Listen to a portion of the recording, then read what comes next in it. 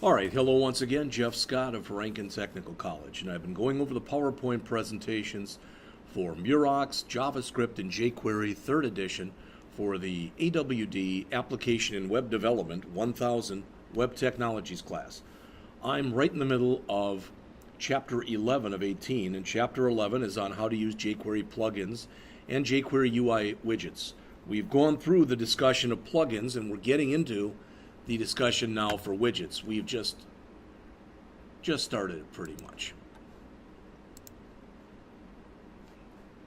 So, how to include the download files in your application? Again, a jQuery UI download consists of zip files that contain CSS files, the image for the theme that's been selected, the jQuery UI files, and an HTML document that demonstrates them.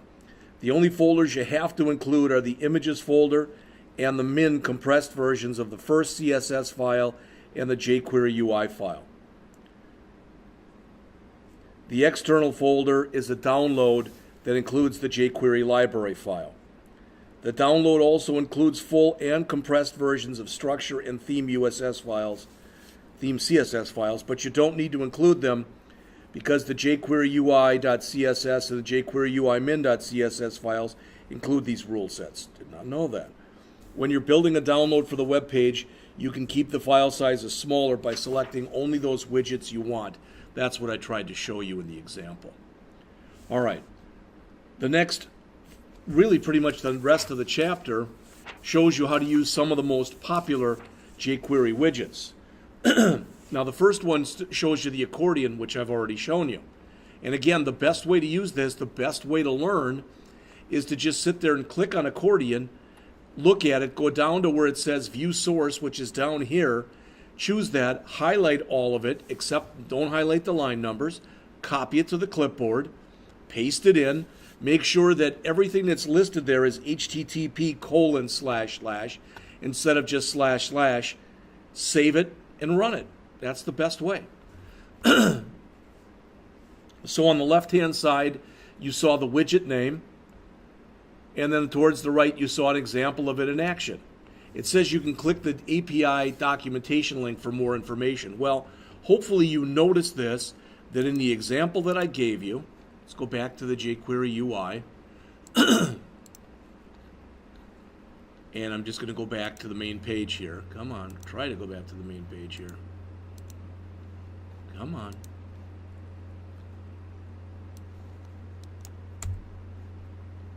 Wow. See all the junk that it puts in here. All right, so again, just click on accordion. Okay, it doesn't show you a lot of documentation, but I think if we go to API documentation, does it have any there? Not really. But if you want to know more about the different themes that are available, all right, notice I chose that lay frog, which I don't see here.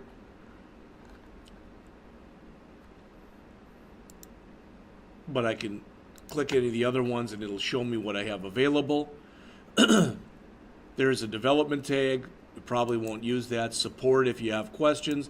There's a blog, which can have really interesting things in here. All right, and about why they built it, etc. This is for the jQuery UI documentation. So if you want the latest and greatest, all right, you can go take a look in there. But again, you're going to find out the most. There's a demos page. So again, there's the same thing that we just saw. So you can get there by either demos and choose the one you want, or probably easier, just go along the side. All right. So for instance, if I wanted an effect, so if I wanted to show easing, okay, there's some examples. I can go to view source. Again, highlight all of this as I already showed you. Copy it to the clipboard. Paste it in. Let's double check and make sure. Again, notice there's no HTTP there. HTTP : I want to put there. And I think that's it. So we'll save that into the desktop as easing.html and run it.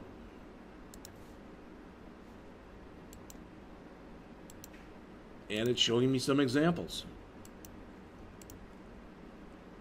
All right. Now that's not grand and glorious, but when you're looking to do something, rather than starting from scratch, it's great to, even if you've got an idea of what you want, to go in there and Google the idea and see if there's a plugin that already exists for it. There's the images folder for the accordion. I'm not going to run through that. I already looked at it with you. The basic formatting is done by the CSS file, but you can use your own style sheet if you so prefer. Again, that's all the jQuery. Next, they go through a tabs widget. You got to realize, and I think you all do, that you've got a limited amount of real estate on a web page.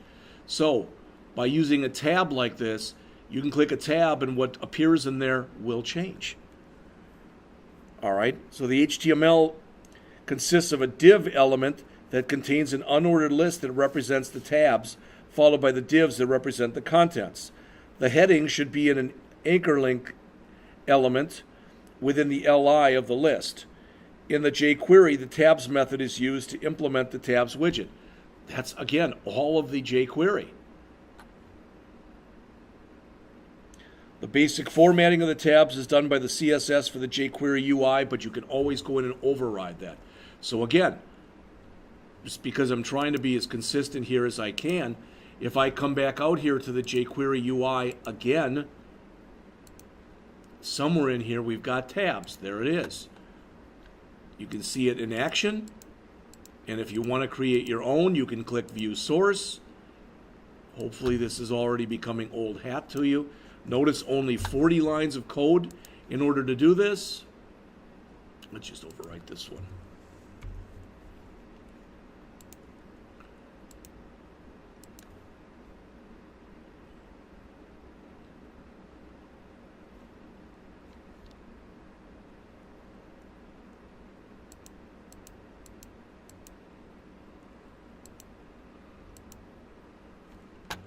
Well, for some reason that's not coming up. But there really and truly shouldn't be a problem with it. All right, unless there it is. Oh, because I don't have for some reason, I don't have the CSS files. You notice how that changes. Now, let's check something in here. I was always told that you shouldn't have these in. What happens if oh,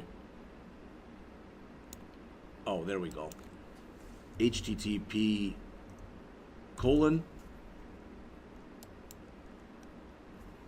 HTTP:// Let's see if that changed anything.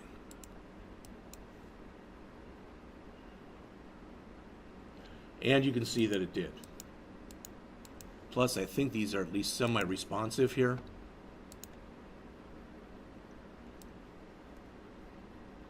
All right. There we go.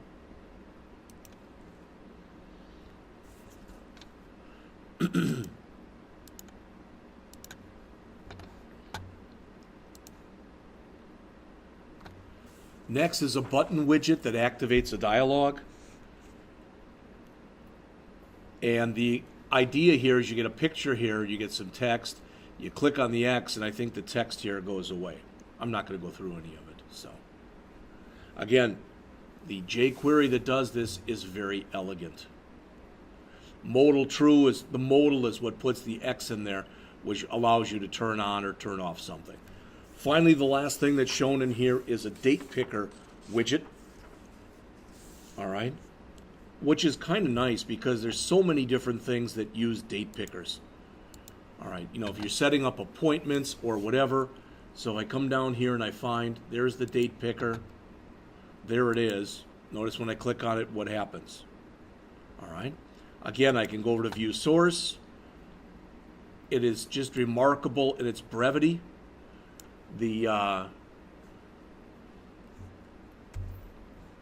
The jQuery is literally 3 lines. Paste that in. That's everything. Again, make sure I put the HTTP colon here and the HTTP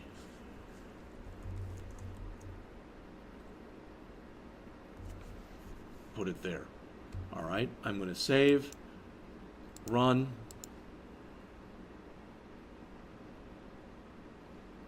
And as soon as I click, boom, it comes up. I can change the month, go forward and backwards. Okay, so if I wanted to set an appointment up for Friday, there we go.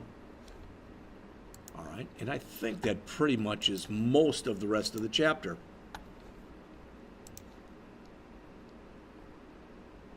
Again, hopefully what you have been impressed with is not so much my presentation, all right, as the fact that doing this, we put in so little jQuery.